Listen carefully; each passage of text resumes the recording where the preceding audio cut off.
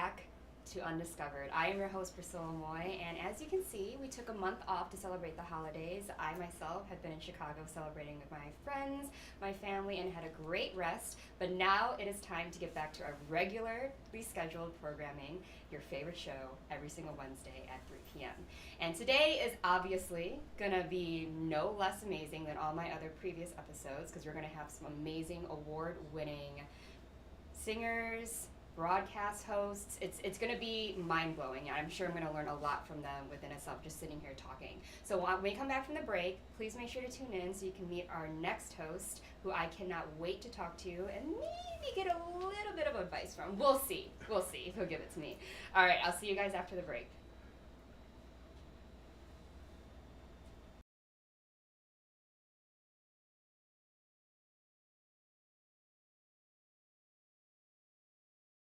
Social Media Shows is a production company based here in Las Vegas, Nevada. We offer these services.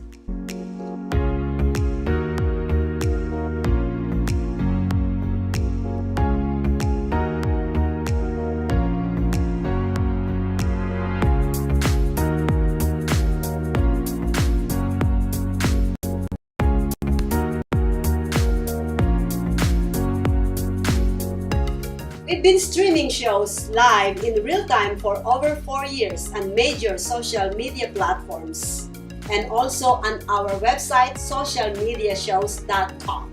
And we are now on Roku TV. We welcome you to have your own show on our TV network. Call us 651-955-8743 or email us at admin@socialmediashows.com.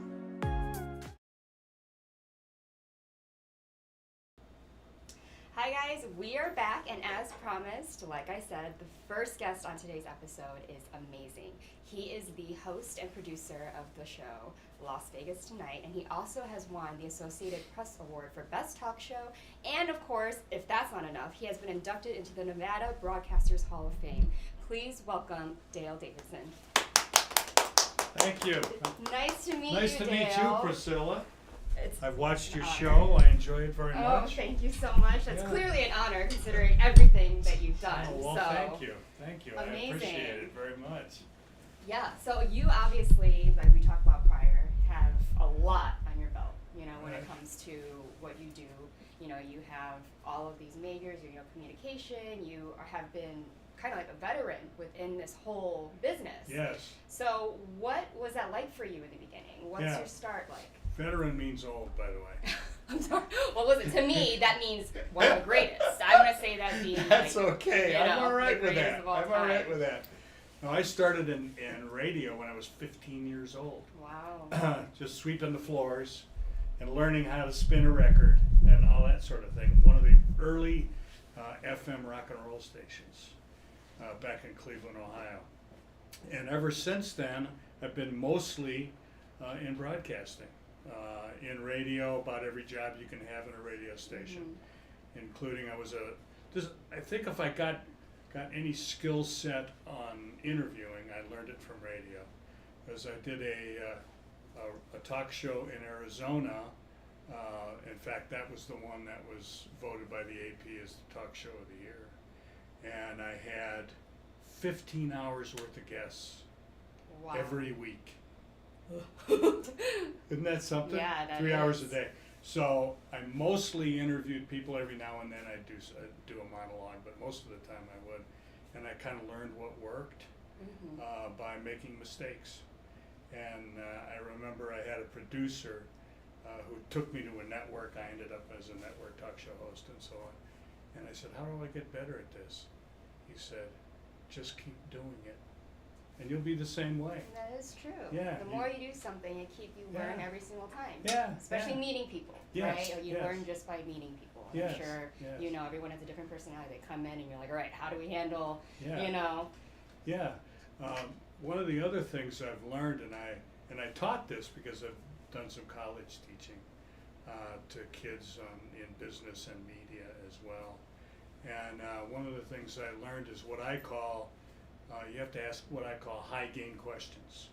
And a high gain question is an open-ended question. You can't answer it with yes or no. What you have to do is think about it, project an answer, and then deliver the answer. And so, an example of a high gain question that people use pretty often is, where do you see yourself in 5 years? You know, where do you want to take your show? What is there about your show that you'd like to change? You know, those are high gain questions. They cause your guests to speculate, and when they say, good question, or I never thought of that, or they just hesitate for a second and go, then you know you've asked a good question. Right, and so what was your, I don't know how you say this, when you did a lot of broadcasting and radio, was there a certain theme or thing that you centered on, depending on the group of people, or what you would talk about? Yeah.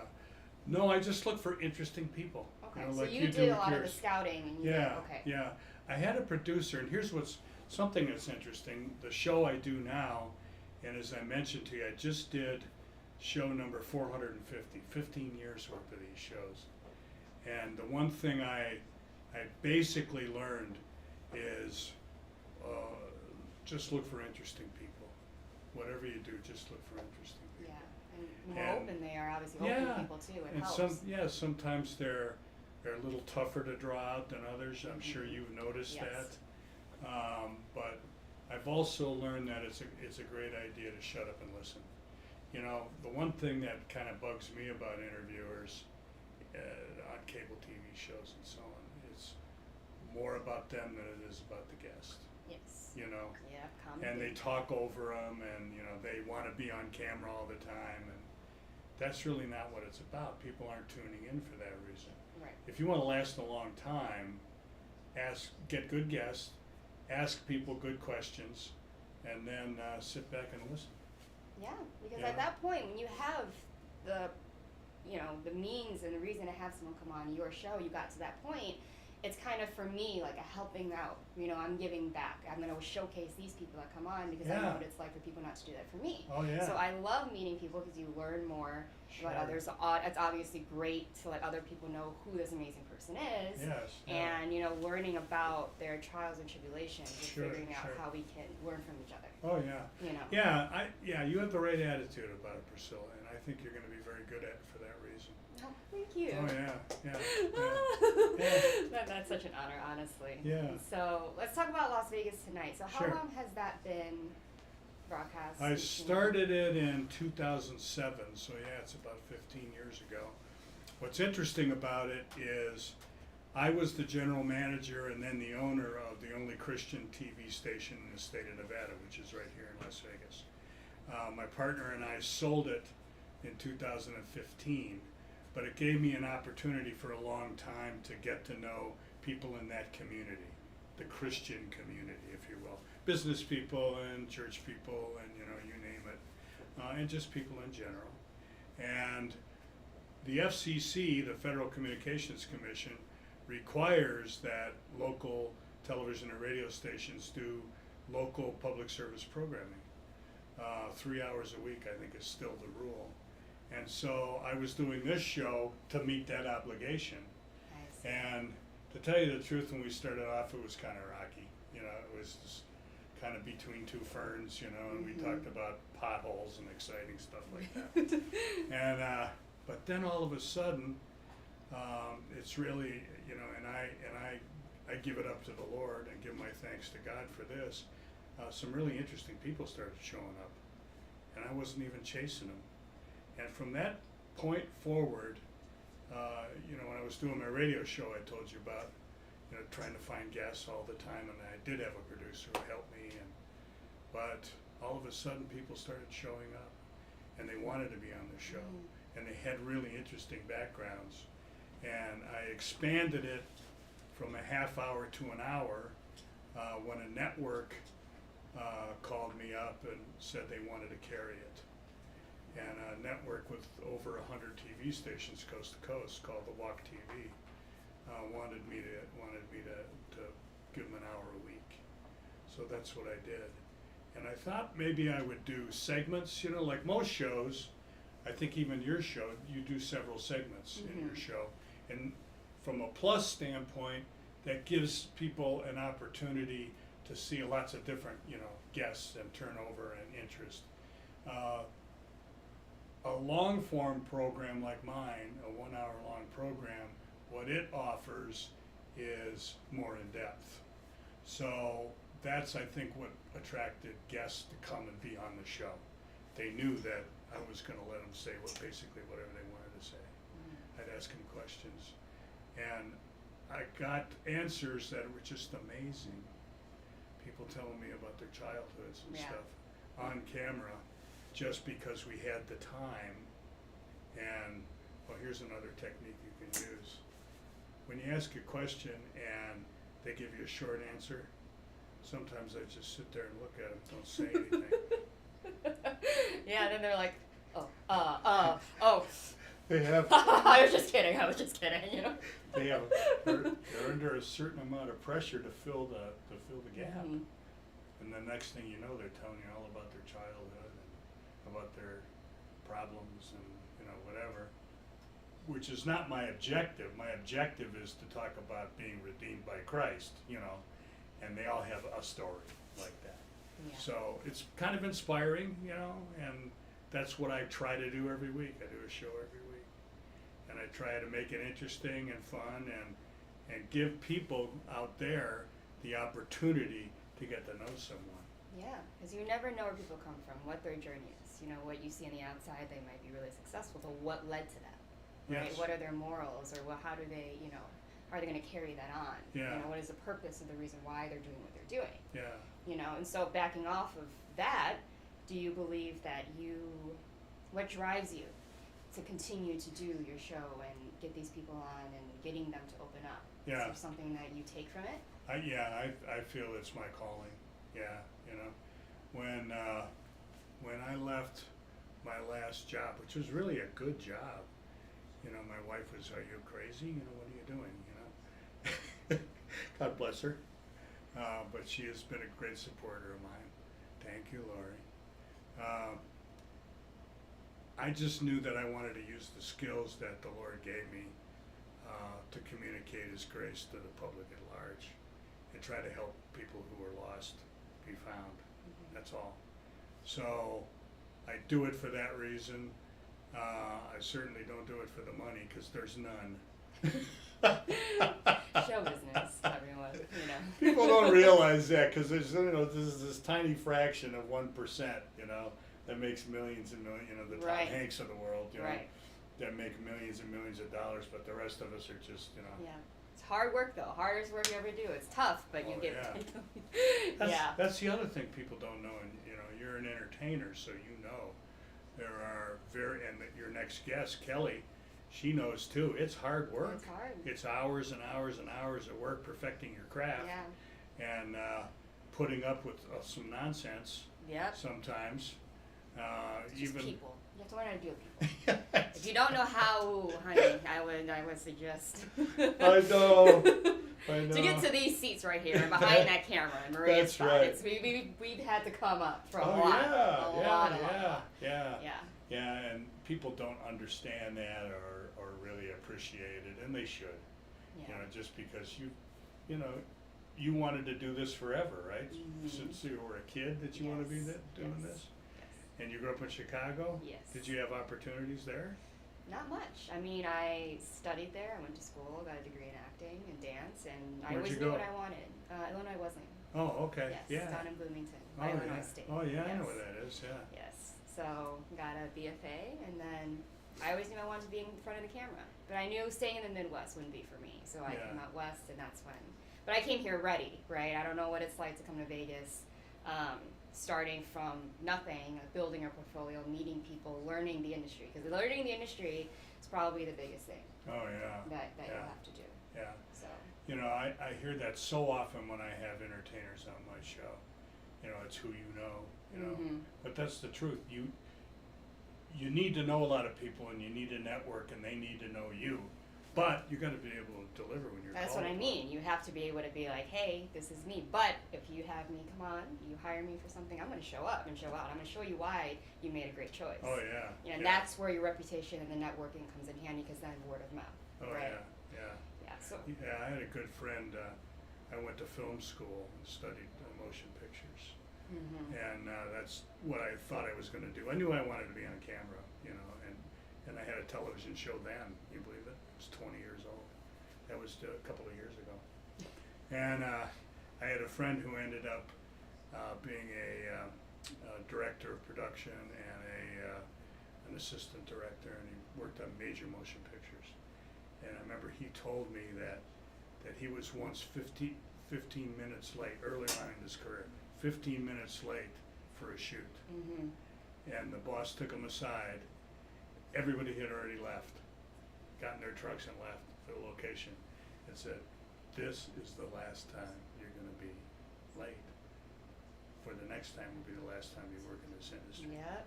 And they're serious. It is. That's what people don't know, is that your first impression is the most important one, and every mistake you make can cost you. Oh yeah. And a lot of people don't think that. They think that, you know, they can just do whatever, and like because they think they're here, but then, you know, that's how I was trained, really. You know, because Yeah. I've always was the type that was never wanted, that was always rejected, because I'm shorter and I'm Asian. So back then, it was, I had to really prove myself. Oh yeah. So that's when I took the time. I didn't rush it to make sure I would work This is on my when you were craft. modeling?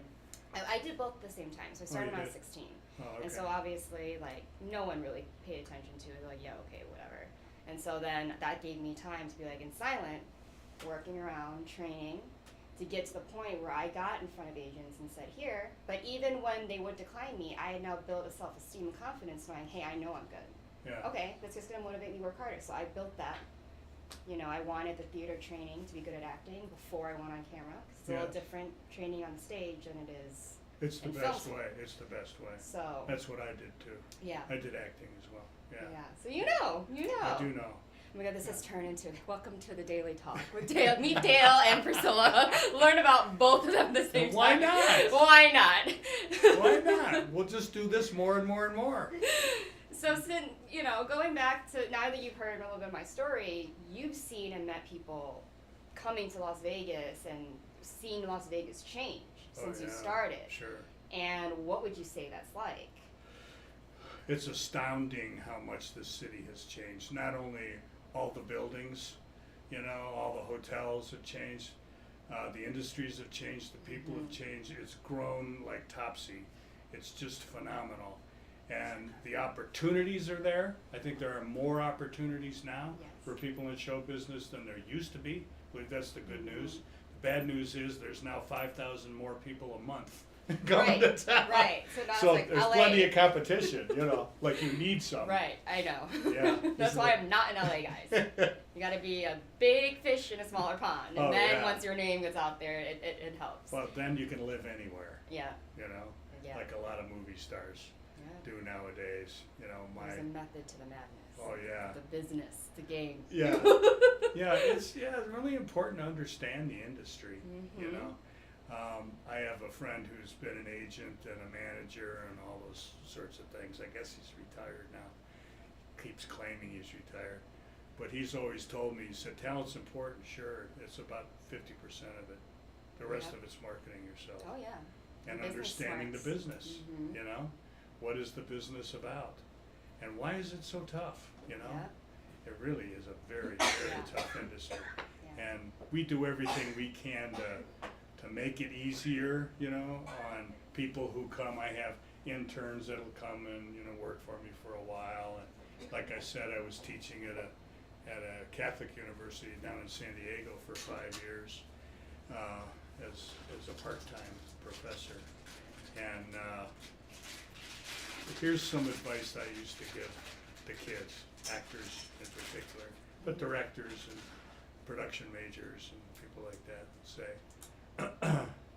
are you going to be asked to do things that's outside of the scope of your moral sense or your ethical sense? The answer is yes, you are. My recommendation is be ready with your answer. Oh, yeah. 100%.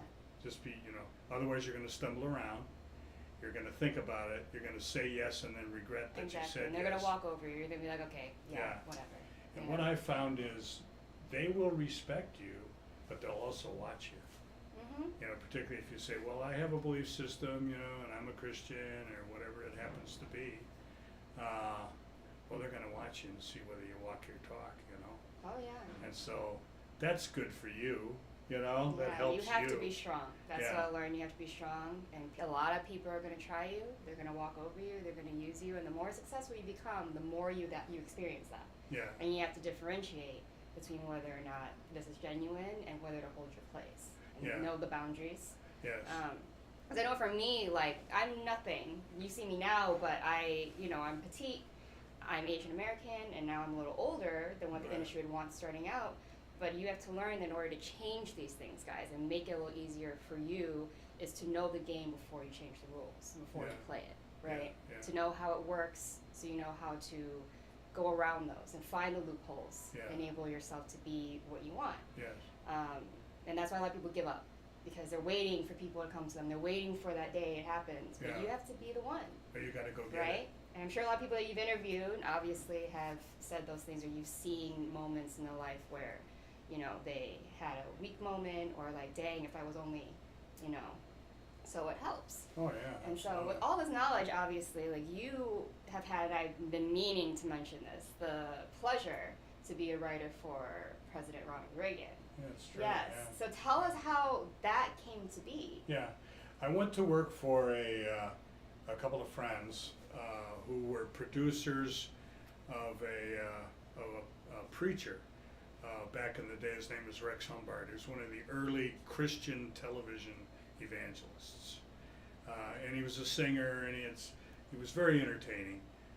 He did something that a lot of preachers didn't do then and still don't do now. He had a primetime television show on, first it was once a quarter, then once a month, then once a week on ABC. And he'd have names, you know, Pat Boone or Johnny Cash or, you know, whoever, who were Christian entertainers. And they produced that show, and they hired me to be a writer. And they liked my writing. And so I was doing all kinds of different things. I was writing commercials, I was writing promos, I was writing white papers, I was writing, you know, whatever they wanted me to do. And I was not a believer then. I was not a Christian then. And they knew that about me. Okay. And they had a beautiful building in Akron, Ohio, in fact. And they had one complete wall of glassed-in studios, just studio for their productions. And they were translating all of Rex Humbard's shows into over 100 different languages around the country. And I had one of those little studio rooms myself, and I was the only one that was allowed to smoke in the building. I was a smoker then. So they got me a little ashtray with a little air thing that sucked it in, and they said, yeah, just don't ever swear, and, you know, don't come in drunk, you know, whatever it was. But I was the only non-Christian working there. Well, just being in the environment, obviously I was supposed to be there, because one of those fellas led me to Christ years later on a long airplane trip from coast to coast for a commercial that I was acting in fact. And what I learned pretty well, writing under pressure, writing on difficult topics. And then they got a contract with the Republican National Committee to write commercials for the Ronald Reagan campaign. And I wrote those commercials, a lot of them. And they liked me, and so after he was elected, this was his re-election, after he was re-elected, they hired me to come in and write speeches for him. Wow. Yeah, so I got to experience that White House thing, and got to know some people that are friends to this day, all these years later, That's amazing. and got to sit next to Ronald Reagan and write words that came out of his mouth, which was just an astonishing thing to sit and watch TV and say, there it is. He just said my line. That's so the amount of pressure, though, you imagine, you're just like, That's a dang, lot. this is what the President of the United States is literally going to Yeah. say on camera. Yeah. I'm the one that's going to be, you know, Yeah, in yeah. charge of that. But Yeah. was it a lot of, you just had to kind of, how did you navigate. You're learning him, sitting there observing, seeing things that he Yeah. would say, and Yeah. obviously knowing, you know. Writing how- for yeah. someone else, particularly a politician or a preacher or anybody that's on TV a lot, you need to learn their phraseology and what kinds of things do they normally say. Yeah. Their pacing. Some people you would write fast because they talk fast. Others you would write slow because they talk slow. Phrases, pauses. You know, he was a head tipper. He would do this. Well, tail. There you go again. You know, he was slow paced. And one of the best on camera communicators I ever saw or worked with. I think maybe the best president doing it. And that was experience. You know, he was an actor for a long time. And then he was hired by the General Electric Company to go from rubber chicken dinner to another rubber chicken dinner to another rubber chicken dinner. That's just what we call them, political dinners, and talk about the American way. And so he assembled. He had file cabinets full of jokes and speeches, and he practiced, and he got really, really good at it. So, and he was good at ad-libbing too, you know. Yeah. So really good. He was easy to write for. We had fun. Yeah, That's we had great. fun. Yeah. Yeah. There were, pressure days, but he was a really good man, avuncular. I call him, like an uncle. It's like having an uncle. And a Dutch uncle sometimes. You ever heard that phrase? No, I am not. That means a Dutch uncle is one that'll tell you the truth. All right. And sometimes he would give me a Dutch uncle talking to, and then the next day everything was fine. It was like nothing happened. But he was a gem to work for. So after that experience, I didn't think I was ever gonna top it, and I wanted to go back into regular secular broadcasting anyway. So I did, but yeah, he was the tip top guy. Yeah. Yeah. That's insane. Isn't Like it? now I can say if I go back and I'm gonna go search the speeches, I know who wrote those. Like I'm gonna feel like, oh my god, it's like I'm right in the White House. Yeah. But that's Yeah. I don't even know how one movie would handle it. You obviously had a lot of confidence in your writing and a lot of confidence in yourself to be able to just walk up in the president and just be like, hey.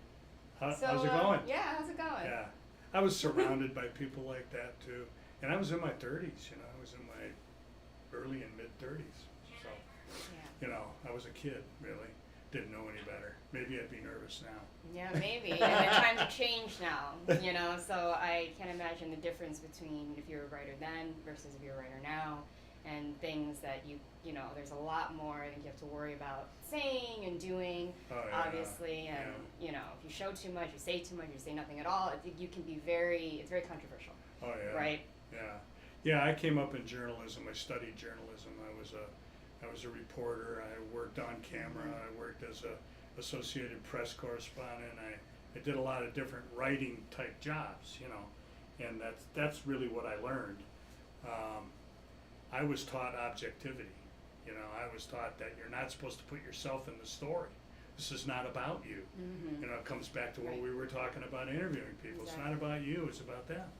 And I learned it that way, and my journalism professors are probably spitting in their grave to see what's happened. You look at whether it's MSNBC and CNN or Fox or whoever it is, they all have a point of view, and they're all communicating that point of view and twisting the facts to make it fit their agenda. Yep. Yes. And that was just unheard of when I was coming up. And we all looked at people like Walter Cronkite, who was way before your time, and he was like watching Dad on television, and he just gave the straight up facts. Here's what's going on in the world today, and he always end with, and that's the way it is, and it's not a bad impression, by the way. And so I wish it were that way now. I really do, but it's not. So you have to communicate in the environment that you're put in. Yeah. And It's a little more work. It is more work. monitoring yourself while also speaking the truth, while also trying not to put yourself in it, and also focusing on what is, and then hearing backlash. Because everyone's very open about their feelings now. Everyone's very attentive to every little detail. Yes. And so even if there is something that we were to say now that we are completely unaware of, that's a now thing that is not okay. Yeah.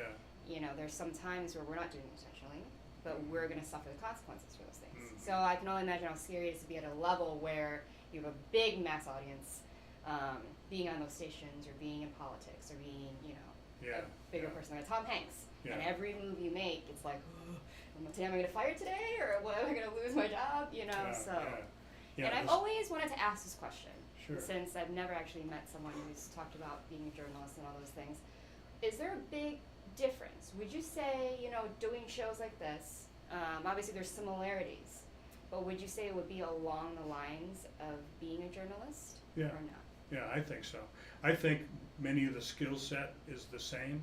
The difference between being a talk show host and being a journalist used to be, as a journalist, you're neutral, right? Mhm. You're there to bring the facts out from the interviewee, right? And a talk show host has an opinion, okay? Mhm. They're commentators, or they have opinions. That's the difference. Now that line has been blurred, so people call themselves journalists who are really talk show hosts. But the skill set's very similar.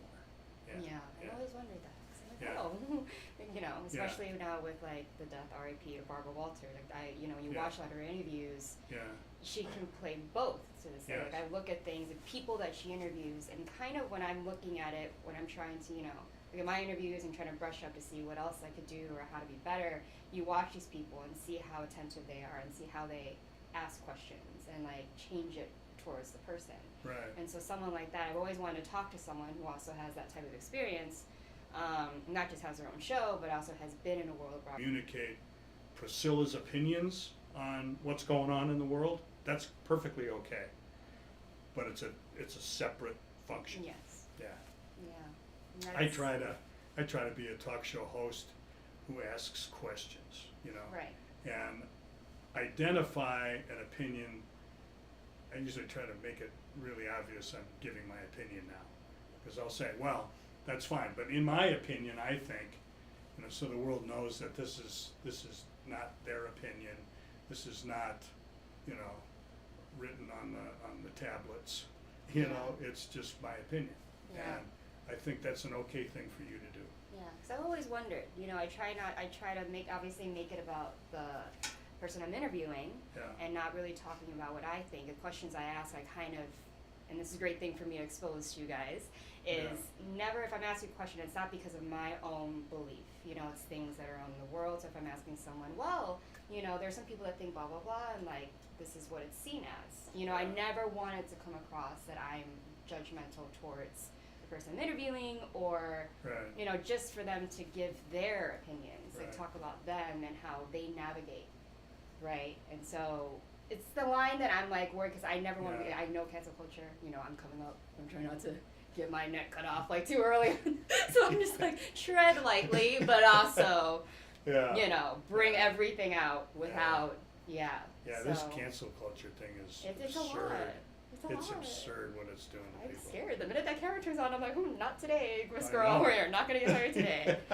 But it's been an absolute honor. This talk has been amazing. Oh, Like, I that's can literally great. sit here and I feel like I can talk to you. You would be my Dutch uncle, I feel. Okay.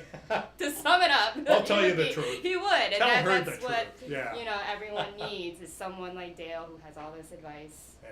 You know, we may not walk the same paths or the same time periods and live through different Right. eras of life, but everything I can see, there's still the same thing behind it. And, you know, Oh, there's yeah. still the morals, the value, the work Sure, ethic. sure. And that's what I value the most about you. Oh, well, so thank you. everyone, Dale Davidson, please tune in to Las Vegas tonight. I Thank hope you. to have you back on. It's been an amazing chat. Sure, I hope we didn't bore anybody. I was not bored. I was very intrigued. I was like, I could talk about this over coffee, over a drink, whatever, Sure, anything, brandy, yeah. anything. But everyone, Dale Davidson, thank you so much. It's been an Priscilla, honor. yeah, it's been It's an been an honor being absolute on honor. the show. Thank And you. you've got a big, big future ahead of you. Oh, And thank I'll you. watch you with great interest. Thank you so much. When we Keep come an back eye from on the her. break, we will be having an award-winning chanteuse, an amazing singer in Las Vegas, right up next. See you after the break. Hello, everyone. This is Joseph Skoda with social media shows. Well, I thank all of you for your support through these last several years, and it's been a lot of fun. We've given people a voice they never had before. Now, social media shows is always collaborate with our veterans to help them do things and help out the veterans who are struggling today. And we teamed up with GI Connections, connecting veterans with resources. So please consider helping and donating to this great cause because we're always doing things for veterans. So GI Connections, social media shows, and you is what makes the world a better place. Once again, Joseph Skoda, proud United States Air Force veteran.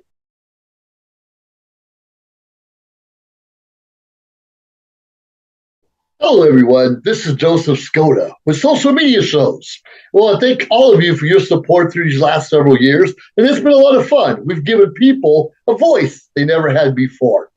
Now, social media shows is always collaborate with our veterans to help them do things and help out the veterans who are struggling today. And we teamed up with GI Connections, connecting veterans with resources.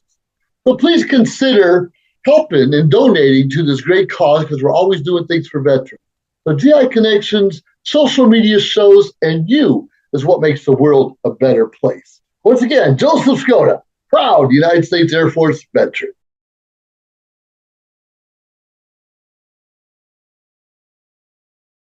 Hello, everyone. This is Joseph Skoda with social media shows. Well, I thank all of you for your support through these last several years, and it's been a lot of fun. We've given people a voice they never had before. Now, social media shows is always collaborate with our veterans to help them do things and help out the veterans who are struggling today. And we teamed up with GI Connections, connecting veterans with resources. So please consider helping and donating to this great cause because we're always doing things for veterans. So GI Connections, social media shows, and you is what makes the world a better place. Once again, Joseph Skoda, proud United States Air Force veteran.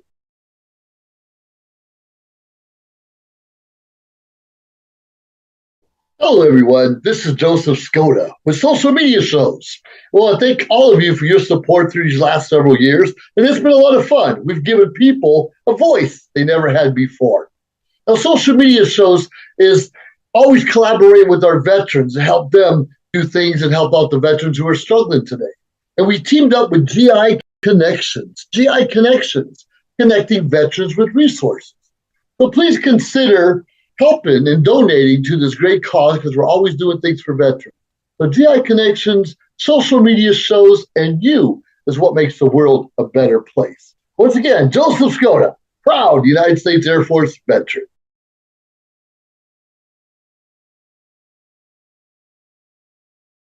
Hello, everyone. This is Joseph Skoda with social media shows. Well, I thank all of you for your support through these last several years, and it's been a lot of fun. We've given people a voice they never had before. Now, social media shows is always collaborate with our veterans to help them do things and help out the veterans who are struggling today. And we teamed up with GI Connections, connecting veterans with resources. So please consider helping and donating to this great cause because we're always doing things for veterans. So GI Connections, social media shows, and you is what makes the world a better place. Once again, Joseph Skoda, proud United States Air Force veteran. Hi guys, and welcome back to Undiscovered. Like I said, Dave was absolutely just amazing. Like in my mind, I'm like still nervous. Sorry, I'm like, oh, what was that interview? I'm taking so many notes. It was like I'm in school all over again. Anyway, we are going to switch gears all the way over to a different topic, which is obviously music, entertainment, what Las Vegas is known for. And I cannot wait to introduce this next amazing person, this amazing singer. She is an award-winning chanteuse who also is going to be having her new show come out downtown Fremont near the end of this month. And she also is a tribute artist. Country music, Reba McEntire, Shania Twain, Dolly Parton, all of the greats. So everyone, please welcome Kelly Vaughn. Hi, so nice to meet you. Nice Thank to you meet for you. coming. Thanks oh my for goodness, you having look me. amazing. Oh, thank obviously. you. So, Thank you. welcome to the show. Thank you for having me. Yes, it's going to be amazing. You're our last artist here, so we can chit-chat up. Okay. So, as I've seen, you are Canadian, I am. correct? Mhm. So how long have you been in the States? I've been here, I moved my family here 20 years ago. Okay, and was it straight to Las Vegas? It was. Oh, I was doing a lot of work okay. in the U.S., and what I was doing when I was doing the legend type shows is I'd have 3-month contracts in a city, okay. and we'd be here for 3 months. I'd homeschool my children for 3 months, and then we'd go back home to Canada, and they'd go back into the school system. So finally, when my oldest was in high school, she said, "Mom, we can't do this anymore." I said, "Okay, we'll find the place to live." Yeah. And just stay put. So that's what we So did. did you love Vegas before? What was the main drive for you to come to Vegas? You know, I wasn't a huge fan of Vegas prior to living here. I was afraid to bring my children. I was a single mom, and I was afraid to bring my 3 children here.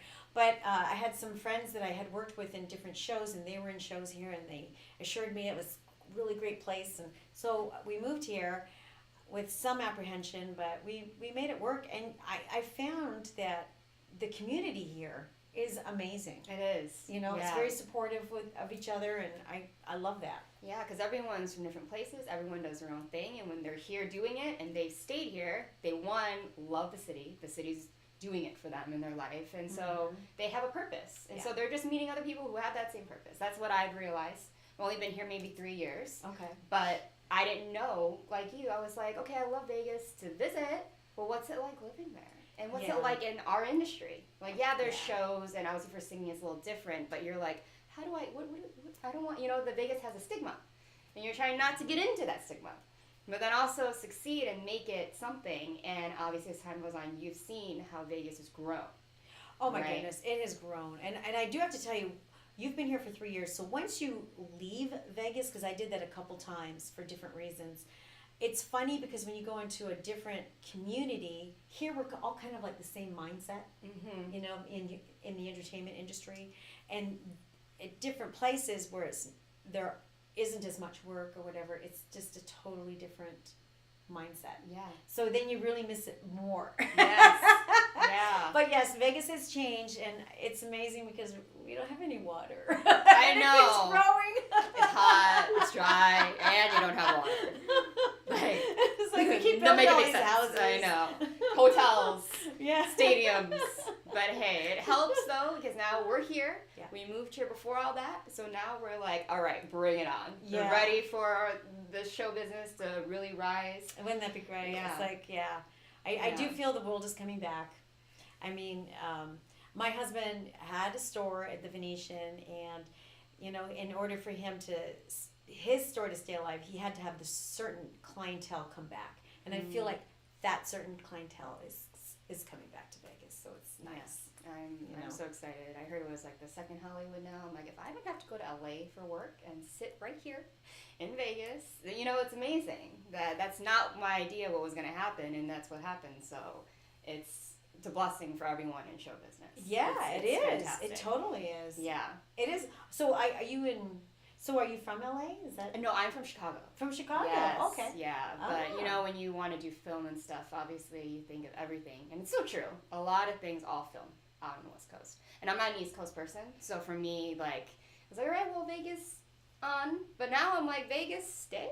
Like, maybe, like, yes, everyone. But so anyway, we're talking about you're Canadian, you went to Vegas. Did you always love country music? Because I know that's kind of what you sing. And It's funny because I grew up in a rock household, very, very rock household, and then I see the touch. But a little still, give me some rock cowboy boots, and then we're there. right. And then it was funny because when I could afford singing lessons, I got classically trained, and then I went to college where the emphasis was on jazz. So when I did my very first audition, they gave me this song. I didn't even know country at all, right? And they gave me this song to sing called "Stand By Your Man," and I'm like, what? I don't know. I've never heard it. They're like, here's the lyrics, just sing it, and I'm like, ah. that I always got labeled as a country singer. So anyway, fast forward, I ended up doing like some impersonation work, and Dolly Parton I was very popular doing Dolly Parton and Shania Twain, and then I added Reba to the repertoire.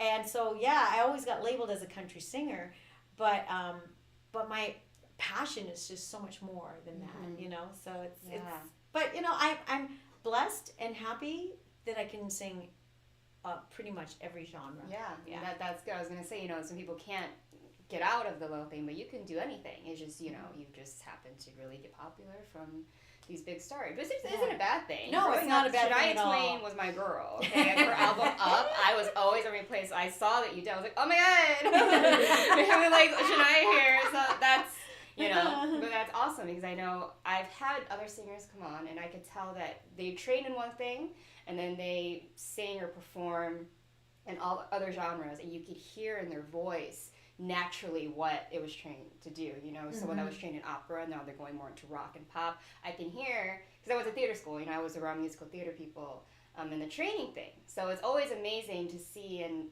I love the people that push themselves to sing other things. Right. And, you know, how you hear the differences, and you really learn about music that way. You do. Yeah. So do you write and produce your own songs as well? I've dabbled into writing. I've been co-writing lately. And it's funny because I'm still not very comfortable in that part of it. And I do everything else pretty much, but I want to become better at that. Okay. Yeah. So you have any albums out, any releases? Because I know you're going to be performing for us later on. Secrets out. And the song you'll be singing, like, what is the story behind the song that you'll be singing today? Oh, the song that I'm singing today, first of all, I do have a Christmas CD out. Okay. It's called A Kelly Vaughn Christmas. Catchy title, right? And I do have a couple singles out from a while ago, but the song I chose to sing today, I sang it in a show that I was in Hawaii. And it's just a very fun, vampy song. You may see it in my new show that's upcoming, you know. Well. Spoiler alert. But it's just a fun song. It's actually from The Mask. Okay. And so I just put my own little take on it. So yeah. That's amazing. Yeah, we thanks. cannot wait. And so since you let us into your show, my next thing is called Evolve. It has not premiered yet. No. Notoriety, right? Downtown Fremont. Oh my gosh. Like, I was looking it up, I was reading everything about it, and there's so many things I want to ask about it. You know, it's called sexy, it's fun, it's exciting. You're working with another amazing, strong, talented woman. So what really motivated you and started you to start this show? Well, you know, as I was getting older, and one of my idols in life, period, is Dolly Parton, who is older, and she's busier than she's ever been in her life. I thought, and as you know, in this business, it might have changed a little bit now, but ever since I was 31, they told me to keep lying about my age, and said, in Nashville, they're like, tell everyone you're 28. And I was 31, and I looked really young for 31, so I was like, okay. So what inspired me was, I have never been this busy in my life since COVID. I've just been so busy, and I feel like it's my job to make people happy and entertain people. So I was thinking, wouldn't it be great, instead of making people feel bad about getting older, to celebrate every age and stage of life? Because there's an amazing thing about every age and stage of life. So instead of, like, you know, hiding behind, I know some friends of mine who are getting older, they won't leave their house anymore because, you know, they're like, oh no, because I looked so good before. But, you know, we're all great, and let's celebrate that. So it goes from a teenage point of view up until, you know, about falling in life and getting up. We all fall in life. And how do we keep going, you know? And it's important to keep going. I know it's a little in depth, but it takes you on an emotional roller coaster ride, and with a lot of fun, because I have like show boys. Instead of show girls, we have show boys, and it's just a lot of tongue-in-cheek humor, and there's like tear-jerking moments, but there's a lot of fun in it. That's amazing. That's a lot to grasp, especially I'm sure a lot of people are going to sit there and have like self-reflection from it. That's what we're which is what, yeah. Yeah. So is this formatted in a way where you're speaking through performing songs and performances, or is it going to be more like a musical sense? Like, is it like more fiction-y, or are you just going to be up there performing just songs in different levels of life? Well, it's scripted, but every song is chosen specifically to carry out the purpose of that story part, the storyline. So it's both. And when I say scripted, I did have some comedy writers help me write. So it's not a musical per se, but it's like, you know, I'm like talking to a friend. The audience is my friend. Yeah. Talking to them and like, I see. and then this happened, and oh my gosh, you know what I mean? Yeah. Moments like that. And so in that moment, it's just going to be a whole, you know, obviously with the boys and the singing and the humor is just going to portray that moment that you want the audience to be in. Right. Which is absolutely amazing. And it's downtown notoriety, and it's going to be a lot of people love to go downtown. It's a lot for, you know, the bars, the nightclubs, like one of my favorite places downtown. And so you're going to get a lot of locals. I'm sure they're going to be there. Yeah. And that's amazing because these are people that are in Vegas, you know, and they do a lot of this. Yeah. And so what is your purpose and where do you want the show to go? We're doing a limited engagement to start off with. We're on the mindset of let's add instead of subtract, because we want to add dates, we want to add a whole bunch of things, but we want to look at it, see after the 3 weeks how it's received by everybody, and then we're going to either stay at Notoriety or look for a different venue. We don't know. We just, because there's Notoriety. I love Notoriety, and it's a great venue, and it's easy parking. People are afraid of the parking, but it's great. You just go in the basement, you know where to park underneath, and you just go up the elevator, and it's great. It's right there. But so we're just going to try to, you know, make sure that everything works, and then go forward. Yeah, and it would be amazing if that could become just like a residency, like all Wouldn't the that be other great? shows. Yeah. That is amazing. How Thank long you. were you working on the show prior, obviously, to now having a venue and the announcement? Has it been a while, kind of? Yeah, around? it was in my head for a while, and then I ran into Jennifer Romas. Well, actually, I reached out to her. She's a producer in town, and she's produced the show Sexy, and she produced the show Excite. And I said to her, I wanted an outside brain on this, because I wanted it to be like, if I was going to do this, I wanted it to be a killer.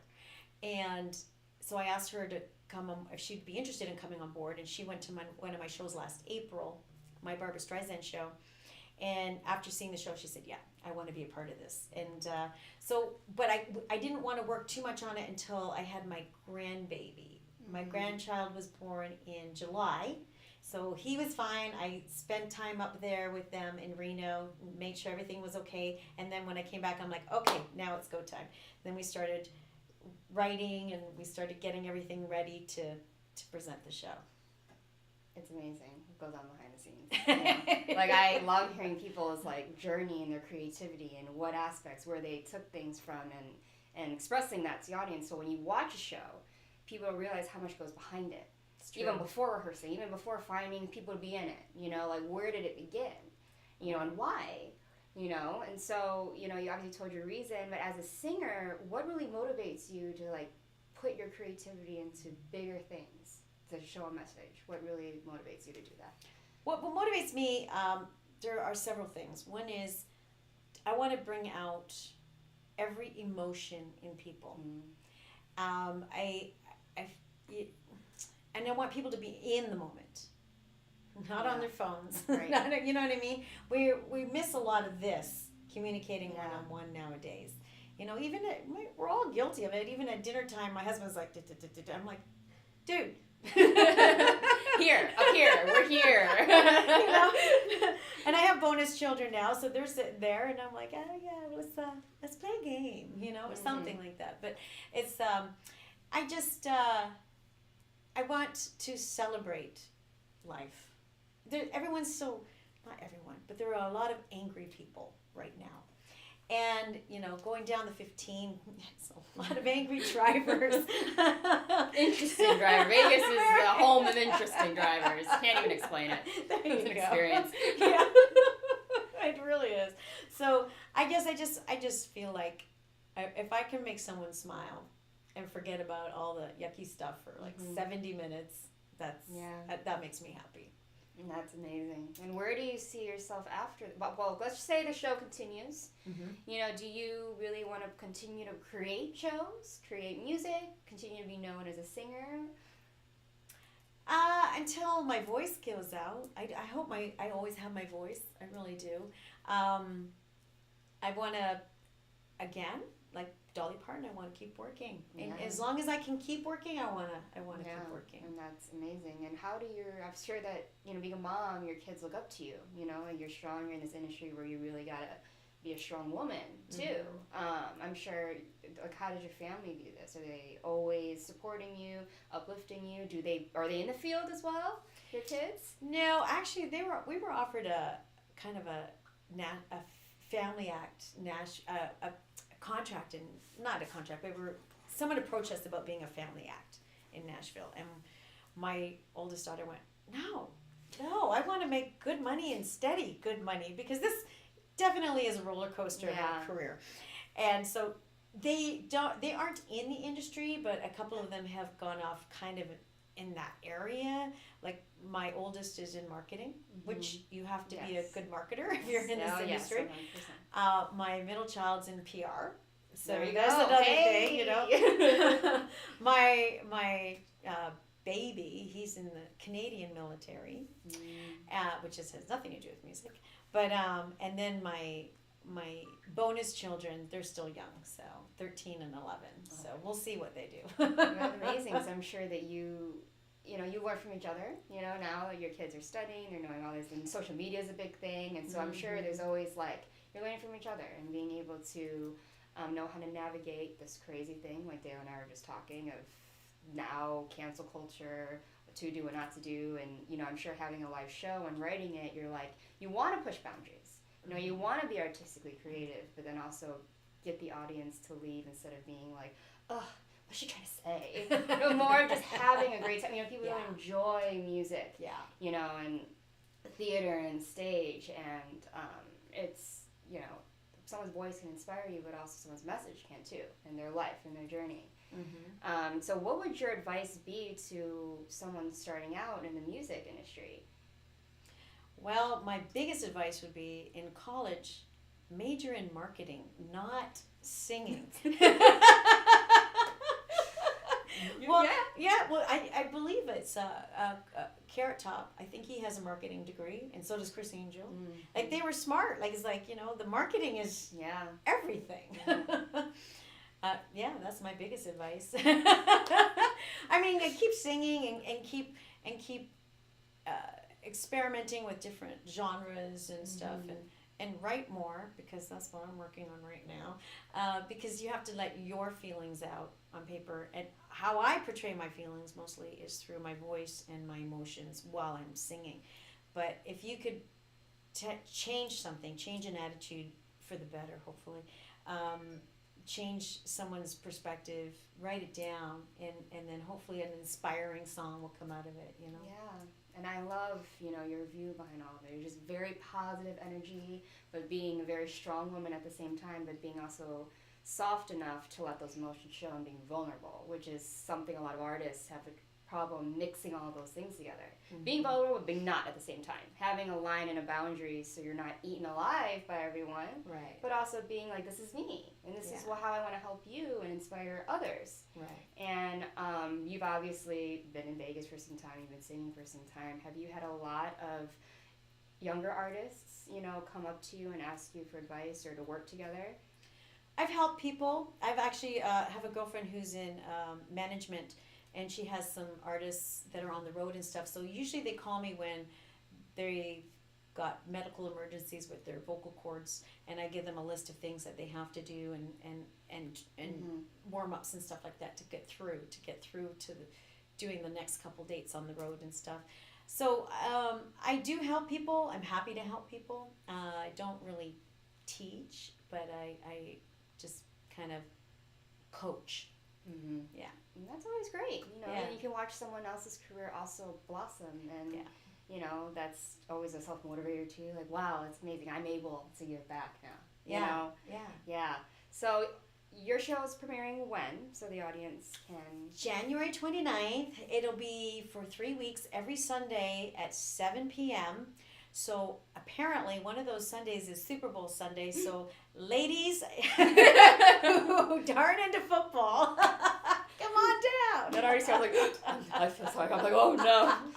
I know. It's like, oh well. But it's it's at Notoriety, which is the old Neonopolis downtown on Fremont Street. It's the 3rd floor. And if you do take the parking, go to the parking on the basement, just take the elevator to the 3rd floor, you open the doors, and it's right there. It's awesome. And where can they get tickets? Online? In Yep, person? they can get tickets either at the box office or notorietylive.com or on my website, kellyvaughn.com with 2 N's. And there's different ways you can get them. Mm-hmm. And so apart from this show, do you have any other shows that you also are performing in when you're not doing this one as well, so people can come see you? They're sporadic and all over the place. I just booked the Sanders Winery again for, I believe I'm opening it April 8th, doing my country show. So I do my one-woman country show where I do Dolly Parton, Reba McEntire, Shania Twain, and Patsy Cline. Not in the British accent. I'll be doing a country accent there. And then my Barbra Streisand show, I believe, will be in April as well at the Italian American Club. So we haven't solidified a date on that. But if you look at my website, I keep it pretty updated on shows and times and locations. Great music, great celebrities. It's, these are people we want to hear the music of. They want to listen to those songs. They want to see someone perform it, especially Barbra Streisand. You mentioned that, and I was like, oh, she even goes that far too. Yes, girl. She is a woman of talents and range and duality, rock, but also country, sweet, but also, don't try me, give me that mic. I'm going to show you up. Wait and see. She's like, oh, I'm a singer, but then she's like, I know, I can already see it. So it's going to be absolutely amazing. It's been a pleasure having you on the show. Thank you. Hopefully I can come out and come support you. I would love to do that. It'd be amazing. I want to see her in action. After the break, she will be performing for us a song called Business of Love. Correct? Of Love. And it's going to be my first time hearing her amazing voice live. So I cannot wait. I'm going to be like smashing popcorn.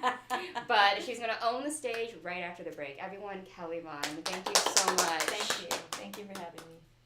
Social Media Shows is a production company based here in Las Vegas, Nevada. We offer these services.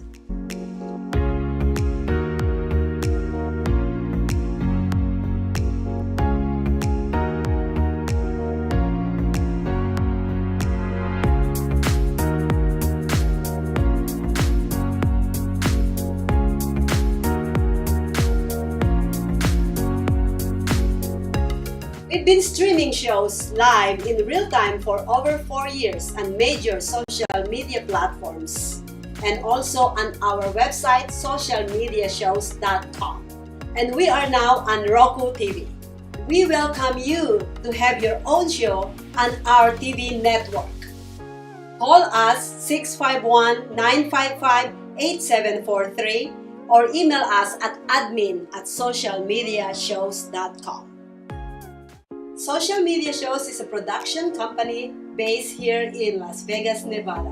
We offer these services.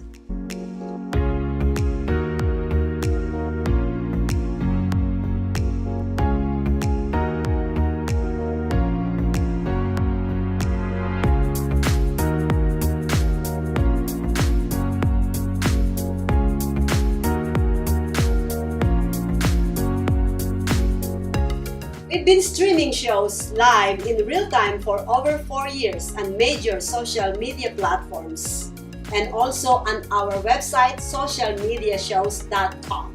And we are now on Roku TV. We welcome you to have your own show on our TV network.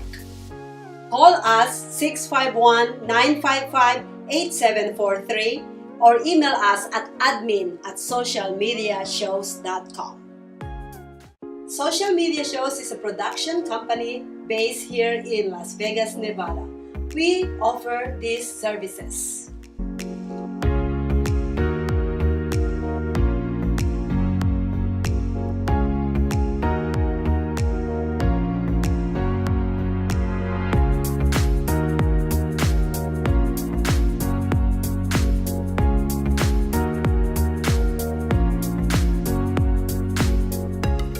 been streaming shows live in real time for over 4 years on major social media platforms and also on our website socialmediashows.com.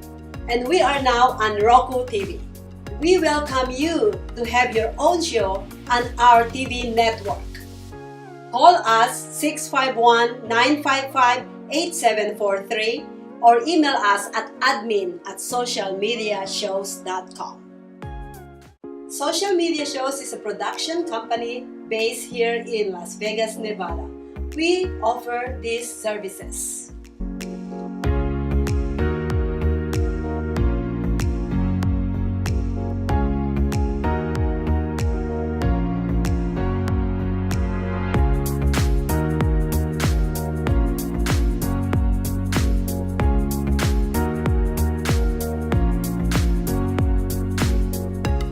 We've been streaming shows live in real time for over 4 years on major social media platforms and also on our website socialmediashows.com. And we are now on Roku TV. We welcome you to have your own show on our TV network. Call us 651-955-8743 or email us at admin@socialmediashows.com. Social Media Shows is a production company based here in Las Vegas, Nevada. We offer these services.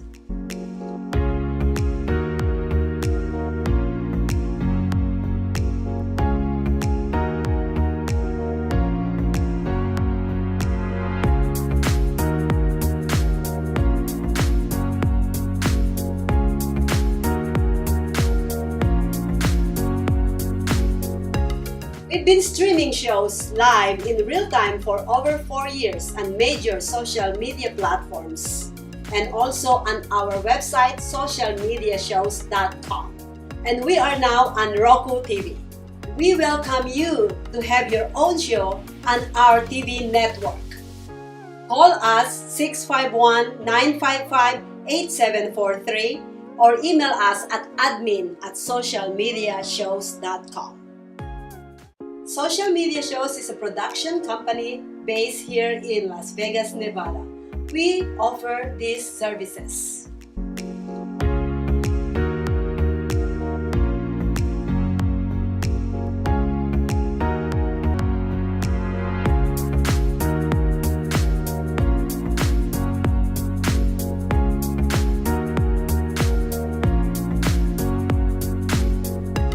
We've been streaming shows live in real time for over 4 years on major social media platforms and also on our website socialmediashows.com.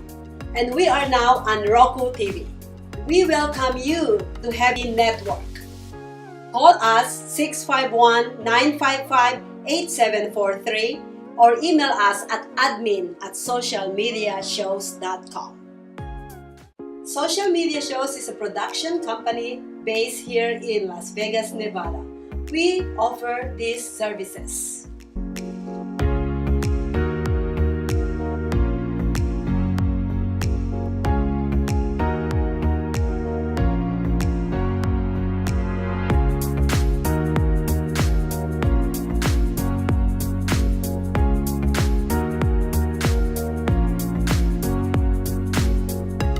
We've been streaming shows live in real time for over 4 years on major social media platforms and also on our website socialmediashows.com. And we are now on Roku TV. We welcome you to have your own show on our TV network. Call us 651-955-8743 or email us at admin@socialmediashows.com. Social Media Shows is a production company based here in Las Vegas, Nevada. We offer these services.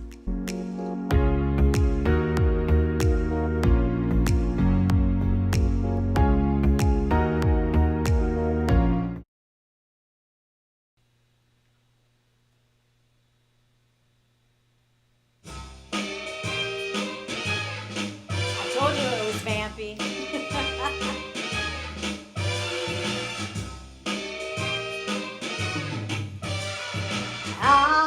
baby in this business of love. I'm a mover, a shaker, like back the knife. I can take your last dollar at the throw of a dice. I got a gift with men from the heavens above. But I'm just a baby in this business of love. I'm a smooth operator in all affairs. Sophisticated, debonair. I've got all kinds of fancy stuff. But I'm just a baby in this business of love. I'm just a baby. Nobody never spanked me. Somebody save me. I'm just a baby in this business of love. I do, ba do, ba do, ba do, ba do, ba do, day. To pursue the satisfaction I started young. I never looked back at the things I have done. I lived a life of pleasure from the start, but nothing can save you from your own heart. I'm just a baby. Nobody never spanked me. Somebody save me. I'm just a baby in this business of love.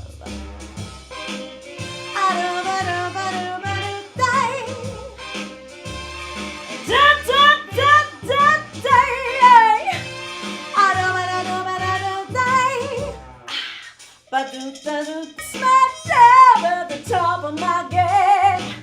Making love was my middle name.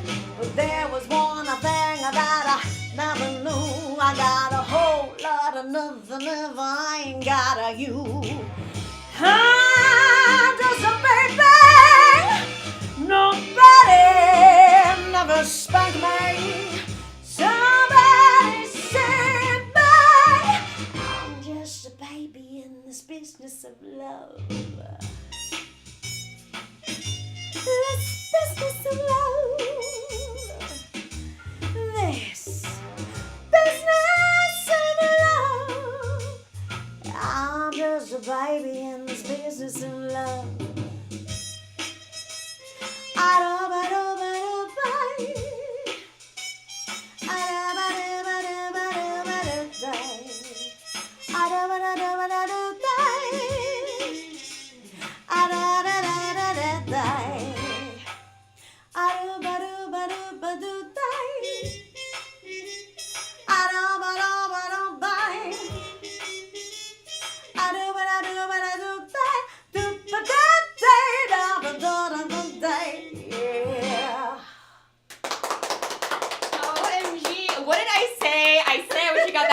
She got me up here like this, and she was. Okay, girl. Amazing. Business of Love, Kelly Vaughn, everybody. Thank you so much for that amazing performance. Oh my God, I'm blown away by her. But everyone, thank you so much for coming to our show. This has been an amazing first episode back in 2023, and I'm so glad to be here with you guys and meeting these people and having the opportunity to reach and connect to you at home, at work, wherever it is that you're watching this amazing show. As always, I'm your host, Priscilla Moy, and see you back next week. Bye.